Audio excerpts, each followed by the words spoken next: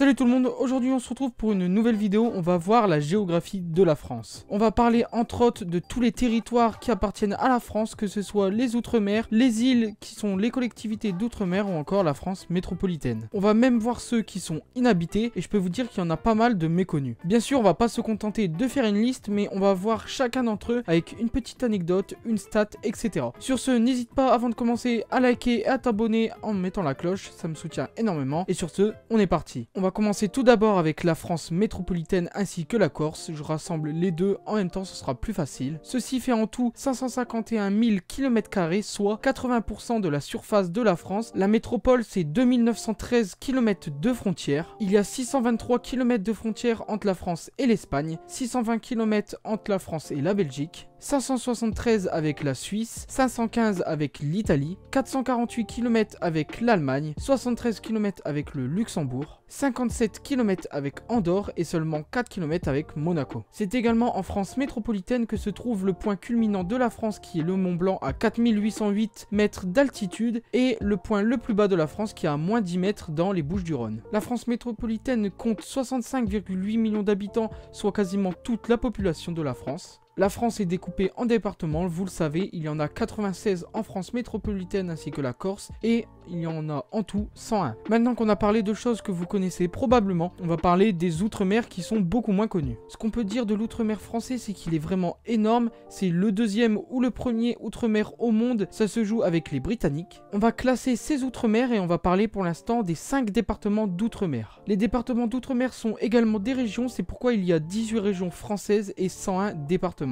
On va commencer avec, je pense, l'île d'outre-mer la plus connue qui est la Réunion. La Réunion, ça se trouve à l'est de Madagascar dans l'océan Indien. Elle est peuplée par 861 000 habitants, ce qui est l'île la plus peuplée d'outre-mer. Elle fait une superficie de 2512 km². On connaît notamment cette île avec le volcan du Piton de la Fournaise qui est encore en activité. On pourrait croire que le volcan est le point le plus haut de la Réunion, mais non, c'est le Piton des Neiges qui est un autre volcan qui se trouve à plus de 3000 mètres. L'île est française à partir des années 1710 et serait habitée depuis le milieu du XVIIe siècle. Maintenant, direction les Caraïbes avec la Martinique et la Guadeloupe. Je vais rassembler ces deux départements car ils sont assez proches dans plusieurs domaines. La Martinique est l'île qui se trouve plus au sud, elle se situe entre la Dominique et Sainte-Lucie. Et la Guadeloupe se trouve au nord de la Dominique et au sud de Antigua et Barbuda qui est un autre pays des Caraïbes et de Montserrat qui est une île. Ces deux départements représentent 750 000 habitants. Ces deux îles appartiennent à la France depuis 1635, avant elles appartenaient à l'Espagne. Ces îles ont été conquéries par la France notamment pour l'esclavage. Les deux îles font en tout 2700 km². Avant-dernier département français d'outre-mer, on va parler de la Guyane qui est le seul territoire d'outre-mer qui se trouve sur un continent qui est l'Amérique du Sud, aux côtés du Brésil et du Suriname. C'est d'ailleurs en Guyane que la France partage la plus grande frontière avec le Brésil qui est 730 km. Donc vous voyez que la plus grande frontière de la France n'est même pas avec un pays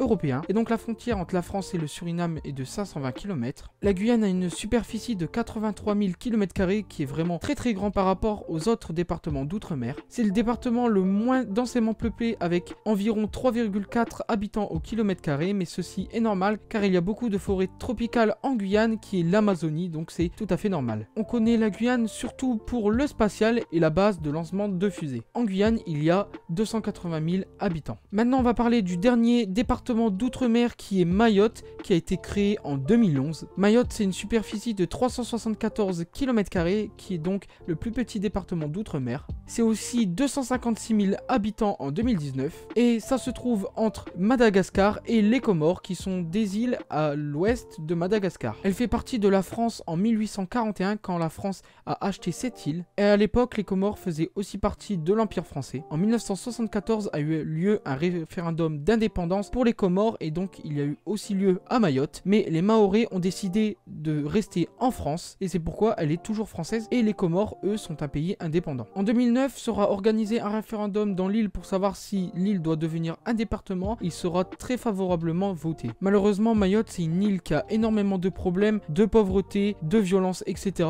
Et on espère qu'il y aura moins de problèmes dans les années à venir. Tous ces départements d'outre-mer font partie de l'Union européenne et représentent un peu plus de 2 millions d'habitants. Maintenant, on va parler des collectivités d'outre-mer, mais on va va pas rentrer dans le détail administratif car c'est vraiment le gros bordel, hein, c'est la France. Direction les Caraïbes avec l'île de Saint-Martin. Cette île est située à côté de l'île d'Anguilla, qui est aussi une île de l'outre-mer britannique. Elle se situe aussi à côté du pays de Saint-Kitts et Nevis ou Saint-Christophe et Niévès. L'île a la particularité d'être séparée en deux, donc le nord qui est français et le sud qui est Pays-Bas, car oui, faut pas croire, les Pays-Bas ont des outre-mer. Et c'est pourquoi du coup on a une frontière de 13 km entre la France et les Pays-Bas. Il y a 32 000 habitants, ce qui est vraiment beaucoup, je m'attendais pas à autant. L'île appartient à la France depuis 1815, mais il y a eu énormément de changements, ça a été anglais, espagnol, portugais, Pays-Bas, enfin bref, ça a été énormément, mais maintenant elle appartient à la France. On va parler aussi d'une île qui est très proche, qui nous appartient toujours, qui est Saint-Barthélemy. On la connaît surtout en ce moment grâce à Johnny, sinon on connaissait pas du tout cette île, franchement faut être honnête. L'île elle se trouve vraiment pas très loin de Saint-Martin, elle se trouve à l'est, de toute façon vous aurez une carte, vous pourrez le voir. Cette île fait seulement 21 km², c'est vraiment minuscule, mais il y a quand même 10 000 habitants. Quand je parle de Saint-Barth ou de Saint-Martin, il faut savoir qu'il y a quelques îlots autour de ces îles qui appartiennent aussi à la France, qui contribuent à la ZEE. Je mets un petit lien ici ou ici, je sais plus trop, pour vous expliquer ce qu'est la ZEE pour ceux qui ne savent pas. Il y a aussi les îles de Saint-Pierre-et-Miquelon, c'est le seul territoire d'outre-mer qui se trouve dans l'hémisphère nord et il se trouve à côté de l'île de Terre-Neuve qui appartient au Canada. Il y a 6 000 habitants à Saint-Pierre-et-Miquelon et en tout les deux îles font 242 km². Et là également il y a des îlots autour dont un ou deux, on ne sait pas trop s'ils appartiennent à la France ou au Canada. Faut savoir que toutes ces îles là que je présente et celles qui seront présentées prochainement ne font pas partie de l'UE. Et maintenant on va aller du côté du Pacifique. Il y a la Polynésie française qui compte 283 000 habitants pour une superficie de 4100 km². Les îles sont tellement éparpillées que la Polynésie française représente à peu près la superficie de l'UE, mais il faut savoir qu'il y a plein d'îles qui ne sont pas habitées. La Polynésie française, c'est les îles qui se trouvent vraiment au milieu de l'océan Pacifique. Il y a 3 fuseaux horaires tellement c'est grand qui sont plus 9,